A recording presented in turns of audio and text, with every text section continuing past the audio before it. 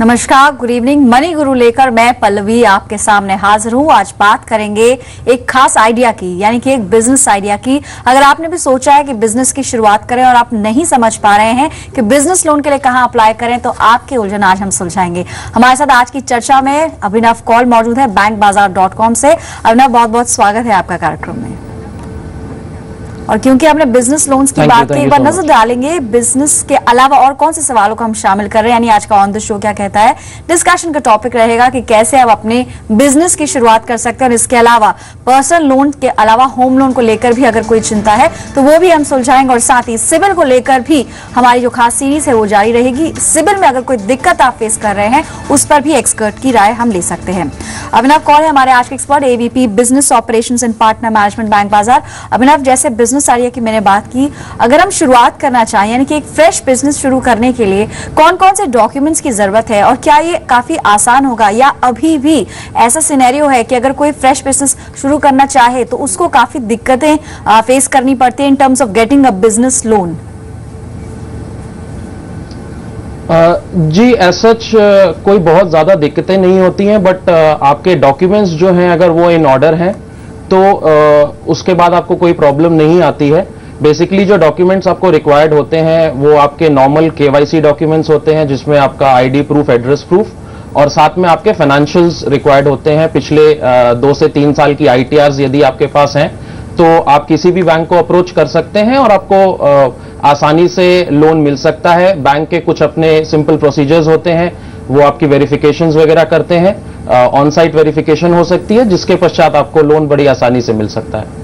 अभिनव, जैसे आपने मेंशन किया कि अगर कोई रेगुलर आईटीआर फाइल कर रहा है या इनफैक्ट अभी सैलरीड है तो वो फॉर्म 16 के आधार पर और बैंक स्टेटमेंट के आधार पर लोन के लिए अप्लाई कर सकता है। बट क्योंकि आपने फ्रेश बिजनेस की बात की, क्या ये काफी जैसे आपने कहा कि आसानी से मिल सकेगा, लेकिन आफ्टर ऑल द डॉक्यूमेंटेशन और जितनी भी अंडर राइटिंग एक तरह से जो भी बैंक की तरफ से होगी, लेकिन अगर कोई बैंक में ये प्रपोजल रखे कि शायद 6 महीने या 1 साल के बाद जॉब क्विट करके वो पूरी तरह से फुल फ्लेज बिजनेस में उतरना चाह रहे हैं, कितनी पॉसिबिलिटीज है ऐसे लोन धारक को लोन मिलने की, ऐसे एप्लीकेंट को रादर?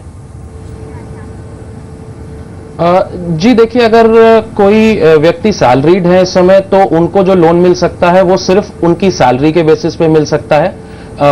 यदि वो ये कहते हैं कि उनको 6 महीने बाद वो जॉब छोड़ना चाहते हैं तो उस बेसिस पे उनको लोन नहीं मिलेगा, बिकॉज ये एक सेल्फ एम्प्लॉयड लोन होगा। तो अगर ऐसा कोई करना चाहता है तो उनको अपने सैलरी के साथ साथ एज अ साइड बिजनेस इसको कंटिन्यू रखेंगे तो इसको कर सकते हैं। और यदि अगर वो ऐसा करना चाहते हैं कि अगर वो डिसाइड कर चुके हैं कि उनको जॉब छोड़ना है तो उनको किसी के साथ एज पार्टनरशिप कर सकते हैं, जिसको कि मेन एप्लीकेंट बनाएं जो कि ऑलरेडी उस बिजनेस में हो। इनफैक्ट अभिनव, जैसे आपने मेंशन भी किया कि योग्यता बढ़ाने के लिए किसी ऐसे शख्स को इंक्लूड किया जा सकता है एज अ को बोरोवर, बट क्या इसमें भी कुछ टर्म्स एंड कंडीशंस हैं कि किन को शामिल किया जा सकता है? क्या ब्लड रिलेशंस में आप दिखा सकते हैं कि ये मेरे को बोरोवर हैं? क्योंकि ऐसे में गारंटी को लेकर शायद कुछ इश्यूज हो सकते हैं, उसे थोड़ा सा क्लियर करें। जी, आप ब्लड रिलेटिव को अपना को बोरोवर बना सकते हैं, तो उसमें कोई बैंक को आपत्ति नहीं होती है। बेसिकली बैंक ये देखना चाहता है कि आपकी रीपेमेंट कैपेबिलिटी क्या है। अगर आपको वो लोन दे रहे हैं तो वो ये सुनिश्चित करना चाहेंगे कि उनको at the end of the day loan की वापसी होनी चाहिए, एक क्लीन लोन होना चाहिए। तो अगर आपके डॉक्यूमेंट्स इन प्लेस हैं और आपके साथ कोई को बोरोवर जुड़ते हैं तो बैंक को इसमें कोई आपत्ति नहीं होगी। क्या आप कुछ इंस्टीट्यूशंस के नाम ले सकते हैं अभिनव, जहां पर इनफैक्ट आप सजेस्ट करेंगे कि बिजनेस लोन्स के लिए आप अप्लाई कर सकें? जैसे SIDBI is one of them, अगर कोई छोटा बिजनेस शुरू कर रहा है, मीडियम साइज का बिजनेस शुरू कर रहा है। सिडबी के अलावा इनफैक्ट क्रेडिट गारंटी एमएसएमई जो है, इनफैक्ट वो भी इस एरिया में काफी काम कर रहा है और छोटे बिजनेसेस को पुश करने के लिए एक तरह से लोन दे रहा है। कुछ इंस्टीट्यूशंस के नाम आप दे सकते हैं? जी, आप ज्यादातर आज की डेट में सारे बैंक्स जो हैं वो उसको बिजनेस लोन्स को फाइनेंस कर रहे हैं। एचडीएफसी बैंक है, आईसीआईसीआई बैंक है, बाकी नेशनलाइज बैंक्स हैं, आप उनको अप्रोच कर सकते हैं, पीएनबी हैं। तो काफी सारे बैंक्स हैं जो आज की डेट में सेल्फ एम्प्लॉयड फंडिंग कर रहे हैं। तो इनमें से किसी को भी अप्रोच किया जा सकता है। इनफैक्ट इस बीच हमारे साथ जयेश मेहता जुड़े हैं, पहले दर्शक। इनफैक्ट ये भी बिजनेस की शुरुआत करना चाहते हैं और जैसे इन्होंने मेल में लिखा था कि ऑलरेडी भी करंटली ये कास्टर और ग्वारसीड के बिजनेस में है, इस वक्त फोन लाइन पर भी जुड़ गए। नमस्कार मिस्टर मेहता, गुड इवनिंग। पहले तो अपने बिजनेस के बारे में थोड़ा क्लियर करें और आप एक्सपेंशन के लिए शायद लोन लेने की सोच रहे हैं, कितनी रिक्वायरमेंट है और अभी तक आपने किसी बैंक को अप्रोच किया है या नहीं?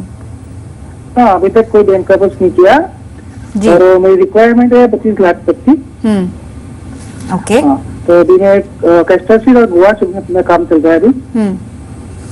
इस बिजनेस में आपके कोई पार्टनर, जी जयेश, इस बिजनेस से आपके कोई पार्टनर भी हैं या इंडिविजुअली आप इस बिजनेस को आगे बढ़ा रहे हैं? नहीं, इंडिविजुअली हुए। ठीक है, ठीक है, ऑलराइट। और जैसे कि आपने मेल में मेंशन किया था कि आपको इसका अनुभव है लगभग 6 साल का।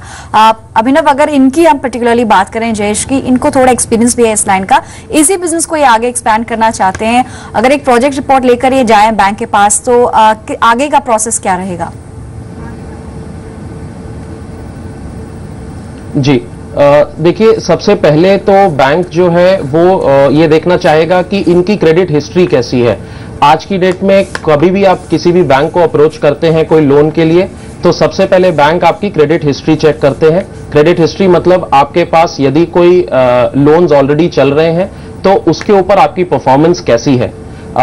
यदि आपकी क्रेडिट हिस्ट्री ओके है तो जयेश जी के केस में मेरे को ऐसा लगता नहीं कि कोई प्रॉब्लम आनी चाहिए। बाकी ये बैंक्स को अप्रोच कर सकते हैं, नेशनलाइज बैंक को अप्रोच कर सकते हैं, प्राइवेट बैंक्स को अप्रोच कर सकते हैं।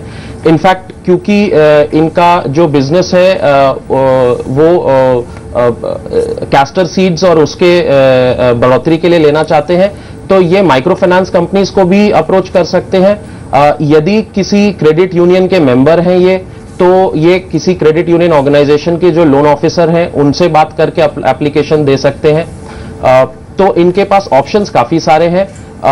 इसके अलावा इनके पास जो एक अदर देन डॉक्यूमेंट्स जो रिक्वायरमेंट होगी वो एक स्ट्रांग बिजनेस प्लान होना चाहिए, जिसमें कि इनके फाइनेंशियल्स मेंशन्ड हो, एसेट्स वगैरह की डिटेल्स होंगी उसके अंदर।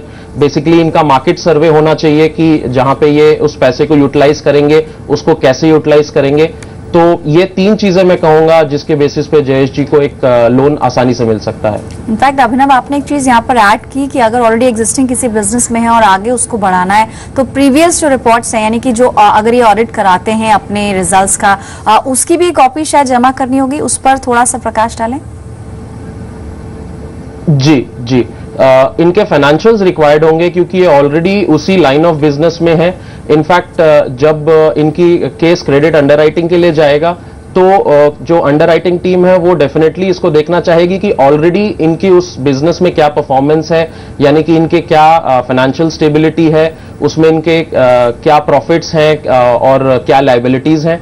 तो उन फाइनेंशियल्स का जरूर रिक्वायरमेंट होगा। जी, तो सभी डॉक्यूमेंट्स आपके तैयार होने चाहिए और साथ ही प्रोजेक्ट रिपोर्ट भी आप बनवा सकते हैं किसी एक्सपर्ट की मदद से। और एक इंपॉर्टेंट टिप ये भी कि जहां पर ऑलरेडी आपका खाता है वहां पर आप पहले अप्लाई करें करंट अकाउंट जहां पर आपने खोला होगा, क्योंकि बैंकिंग रिलेशनशिप के आधार पर भी आपको लोन मिलने में आसानी हो सकती है। फिलहाल एक ब्रेक के लिए रुकते हैं, लेकिन आपको बता दें कि किस तरह से सवाल आपको भेजने हैं। आप हमें ईमेल या SMS के जरिए अपने सवाल भेजें moneyguru@zmedia.slgroup.com। SMS करने के लिए कोड है कर्ज लिखकर अपना नाम जरूर लिखें, उसे 57575 SMS करें। फिलहाल एक ब्रेक, जल्द लौटेंगे।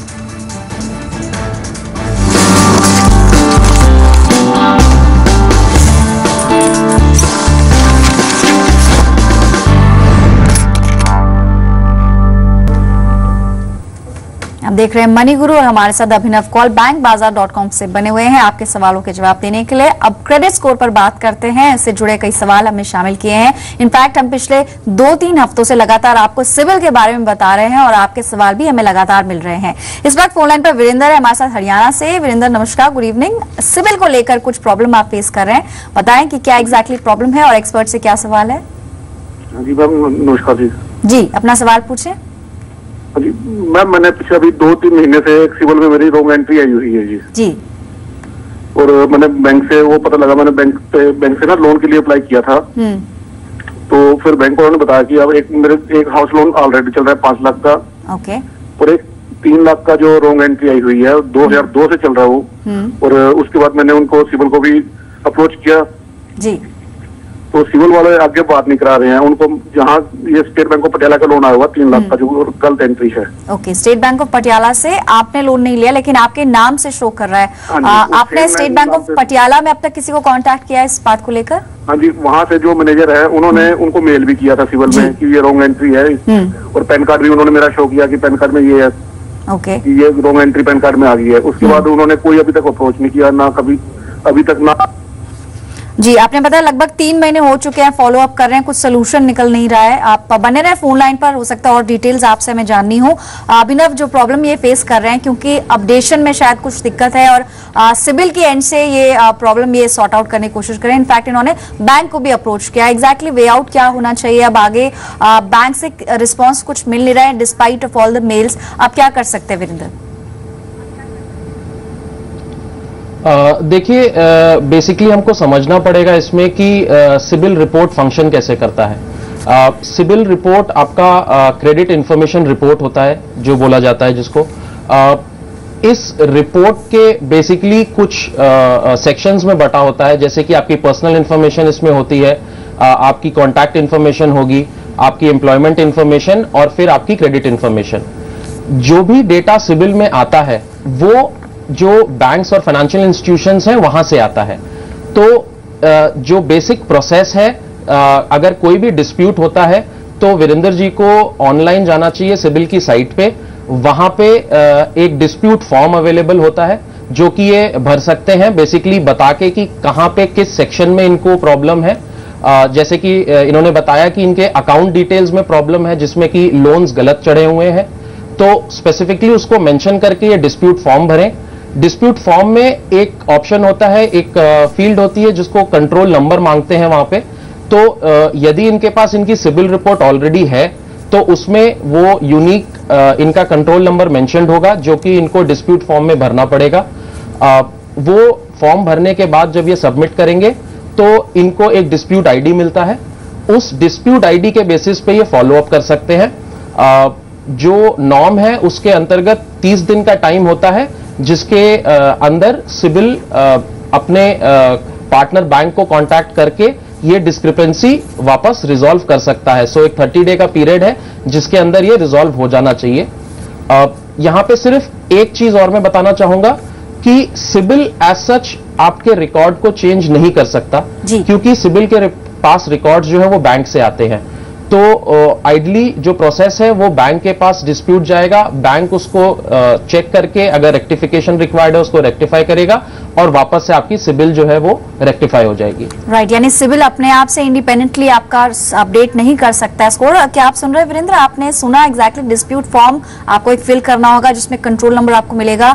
क्या आपने ये प्रोसेस अपनाया है या नहीं अपना स्कोर चेक करने के लिए? शायद इनसे डिस्कनेक्ट हो गया है, लेकिन उम्मीद है कि कुछ इनको संतोषजनक आंसर मिला होगा, साथ ही एक डायरेक्शन भी मिला होगा कि आगे क्या कर सकते हैं। सिविल से जुड़ा एक और सवाल है, विनोद हमारे साथ फोन लाइन पर जुड़े हैं पुणे से। नमस्कार विनोद, आप क्रेडिट स्कोर को लेकर चिंतित हैं काफी। कोई पुराना लोन है इनफैक्ट जिसका बकाया आपने अब तक नहीं दिया है, आपने कोई नया लोन के लिए अप्लाई किया था? कैसे आपको मालूम चला सिविल स्कोर में प्रॉब्लम आ रही है? मैंने एक पर्सनल लोन के लिए अप्लाई किया था, उसके बाद मुझे पता चला कि मेरा सिविल स्कोर है वो ठीक नहीं है, इस कारण से मुझे लोन नहीं मिल पा रहा था। तो अभी इसके लिए मैं क्या कर सकता हूँ? मतलब मैं वो पुराना ड्यूज जो है वो क्लियर करके मेरा सिविल स्कोर इंक्रीज कर सकता हूँ। अच्छा, और शायद आपने भी बताया कि कोई बाइक वगैरह आपने खरीदी 2006 में कॉलेज टाइम में, क्या कारण रहे? आपने किस्तें क्यों नहीं चुकाई और इतनी सारी पेंडिंग आप किस्तें बता रहे हैं आप, तब क्या कुछ फाइनेंशियल प्रॉब्लम से आप गुजर रहे थे? नहीं, एक्चुअली उस समय इतना इंफॉर्मेशन नहीं था कि मतलब ऐसा भी कुछ होता है, और उस जगह पे मतलब बाइक परचेज तो कर ली, उसके बाद में किस्त दे नहीं पाए और ज्यादा ध्यान भी नहीं रहा कि ऐसा भी कुछ प्रॉब्लम आ सकता है कभी लाइफ में। हाँ, यानी कि अवेयरनेस नहीं थी शायद, इस वजह से आपसे ये चूक गए। लेकिन विनोद, आप बने रहे, जानते हैं एक्सपर्ट से कि अब क्या कर सकते हैं। अभिनव, यानी कि डेलिबरेटली तो इन्होंने ये डिफॉल्ट नहीं किया, लेकिन जो अब ये रिफ्लेक्ट कर रहा है इनके सिविल स्कोर में, जिसकी वजह से पर्सनल लोन लेने में इन्हें दिक्कत हो रही है। नया लोन लेना है लेकिन प्रीवियस रिकॉर्ड अच्छा नहीं है। एग्जैक्टली अब क्या करें जिससे लोन स्कोर थोड़ा सा सुधर जाए, लोन मिलने में आसानी हो जाए? जी, तो देखिए, सबसे पहले तो इनको जो इनका मोटरसाइकिल का लोन था उसको जितनी बकाया किस्तें थी वो अपने बैंक या फाइनेंशियल इंस्टीट्यूशन को इमीडिएटली कांटेक्ट करें और उस लोन अकाउंट को जाके क्लोज करें, जो कि प्रॉपर पेनल्टीज के साथ क्लोज होगा। एक बार ही इनका अकाउंट क्लोज हो जाता है, उसके बाद ही इनका जो सिबिल स्कोर है उसमें सुधार आना शुरू होगा। यहां मैं ये चीज बताना चाहूंगा सभी दर्शकों को कि जो आपका सिबिल स्कोर है वो रातों रात एकदम से चेंज नहीं हो सकता, क्योंकि एक प्रोसेस है। आपको एक अच्छी क्रेडिट हिस्ट्री मेंटेन करनी पड़ती है over a long period of time, एक लंबे समय तक। तो कुछ 2-3 बातें हैं जो मैं आपको बताऊंगा जिसके बेसिस पे आप अपना सिबिल लंबे समय तक सुधार सकते हैं। सबसे पहले तो आप अपनी ईएमआईज और अपनी किश्तें और अपने बिल्स, क्रेडिट कार्ड बिल सारे बिल्कुल टाइम पे करें। किसी में भी कोई लेट पेमेंट नहीं होनी चाहिए। यदि गलती से कोई हो भी जाए तो आप इमीडिएटली, जैसे ही आपके पास फंड्स, पैसे आते हैं, आप उसको इमीडिएटली जाके अपने लोन को क्लियर करें, उस ईएमआई को। दूसरी चीज है, जैसे आजकल इजी क्रेडिट हमारे पास अवेलेबल है क्रेडिट कार्ड्स के द्वारा, तो क्रेडिट कार्ड्स का यूजेज अगर हम ज्यादा रखते हैं तो वो भी किसी एंगल से एक नेगेटिव देखा जाता है और आपका सिबिल स्कोर इफेक्ट होता है। फॉर एग्जांपल, जैसे आपकी 1 लाख की क्रेडिट लिमिट है और आपका क्रेडिट कार्ड आप 90,000 तक यूज कर रहे हैं, तो उसको अच्छा नहीं माना जाता। ये लगता है कि आपके पास क्रेडिट ज्यादा है और आप उसको पे नहीं कर पा रहे हैं, स्पेशली अगर आप उस 90,000 को मंथली रोटेट करते हैं, हर महीने मिनिमम पेमेंट करके।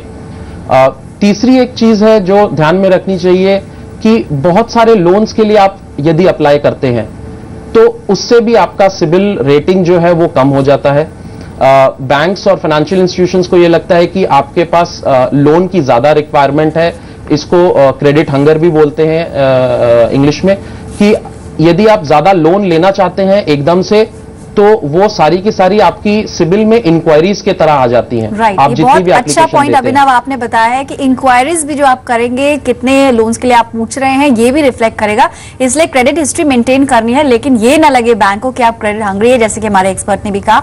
और भी कई अहम टिप्स बताई अभिनव ने कि कैसे स्कोर आप सुधार सकते हैं। फिलहाल एक ब्रेक के लिए रुक रहे हैं, लेकिन ब्रेक से जब लौटेंगे तो पर्सनल लोन आपको सस्ता कैसे मिलेगा ये बताएंगे।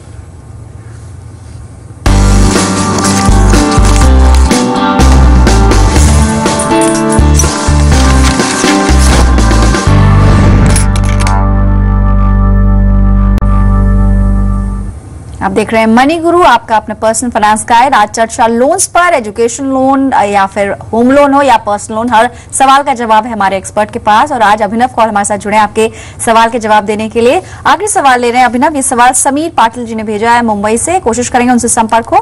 पर्सनल लोन की ईएमआई किस तरह से कैलकुलेट होती है in case of reducing interest rate loan, ये आपसे जानना चाहते हो। साथ ही कितना कॉस्ट इफेक्टिव है ये अगर इसे कंपेयर करें फिक्स्ड इंटरेस्ट रेट वाले लोन से, आपकी क्या राय है इस पर? जी, reducing rate of interest definitely better होता है फिक्स्ड रेट ऑफ इंटरेस्ट से, क्योंकि इसमें आपकी जो मंथली ईएमआईज होती हैं उसमें आपका इंटरेस्ट पोर्शन, इंटरेस्ट जो लगता है वो रिड्यूस्ड प्रिंसिपल पे लगता है। सो यदि आप पहले ईएमआई में जितना प्रिंसिपल दे चुके हैं वो लोन अमाउंट से सब्ट्रैक्ट हो जाता है और बचे हुए अमाउंट पे ही आपका सिर्फ ब्याज लगता है, कंपेयर टू फिक्स्ड रेट जहां पे कि पूरे फ्लैट टेन्योर और पूरे फ्लैट इंटरेस्ट एक साथ कैलकुलेट हो जाता है। So definitely reducing rate of interest is काफी ज्यादा बेटर है फ्लैट रेट ऑफ इंटरेस्ट से पर्सनल लोन के लिए। अभिनव, एक लास्ट और क्विक क्वेश्चन इसी से जुड़ा हुआ कि अगर दोनों को आप कंपेयर करेंगे, आपने बताया कि रिड्यूसिंग इंटरेस्ट रेट है तो ज्यादा ही होगा, लेकिन कितना डिफरेंस होगा एक फिक्स पर्सनल लोन से और साथ ही रिड्यूसिंग इंटरेस्ट लोन में इन terms of the interest rate, कितना डिफरेंस होगा लगभग? ऑलमोस्ट देखिए, अगर आप कैलकुलेट करते हैं तो अगर रफली बताया जाए तो 1.8 से 1.9 टाइम्स ज्यादा होता है जो रिड्यूसिंग होता है, जबकि मार्केट में मान लीजिए आपको वो 15% है, लेकिन वो फ्लैट अगर कैलकुलेट करेंगे तो फ्लैट कम हो जाता है, यानी कि करीब वो 7 या 8% पे आएगा। लेकिन उसके बावजूद फ्लैट जो है वो आपको महंगा पड़ेगा। लेकिन फिर भी हमारी राय यही है कि बहुत ज्यादा जरूरी है तो ही आप पर्सनल लोन खरीदें। लेकिन हाँ, रिड्यूसिंग को लेकर समीर आपका सवाल था, उम्मीद है इस वक्त आप शो देख रहे हैं, सोल्यूशन मिला होगा कि आपको लॉन्ग रन में ये कॉस्ट इफेक्टिव ज्यादा होगा। लेकिन फिर भी हमारी यही सलाह है आपसे कि आप बहुत ज्यादा जरूरी हो तो ही पर्सनल लोन को अप्रोच करें। बहुत बहुत शुक्रिया अभिनव अपना कीमती समय जी बिजनेस को देने के लिए और सुलझाने के लिए सभी लोन से जुड़ी हुई क्वेरीज। अपने दर्शकों को भी बता दें कि हमने आज लोन्स पर चर्चा की, लेकिन कल जब लौटेंगे तो हम इंश्योरेंस पर बातचीत करेंगे और इंश्योरेंस के अलावा थर्सडे को प्रॉपर्टी से जुड़े हुए सवालों को शामिल करेंगे। साथ ही फ्राइडे को हमारी खास पेशकश होती है वुमेन स्पेशल, उसे देखना ना भूलें। अपने सवाल और सुझाव आप हमें मेल के जरिए भेज सकते हैं, SMS भी कर सकते हैं। आज हमने लोन्स पर चर्चा की, कोड रहेगा कर्ज लिखकर आप स्पेस देके अपना सवाल भेजें या फिर मेल करें moneyguru@zmedia.slgroup.com पर। तो फिलहाल मनी गुरु से इतना ही, हमें दीजिए इजाजत, नमस्कार।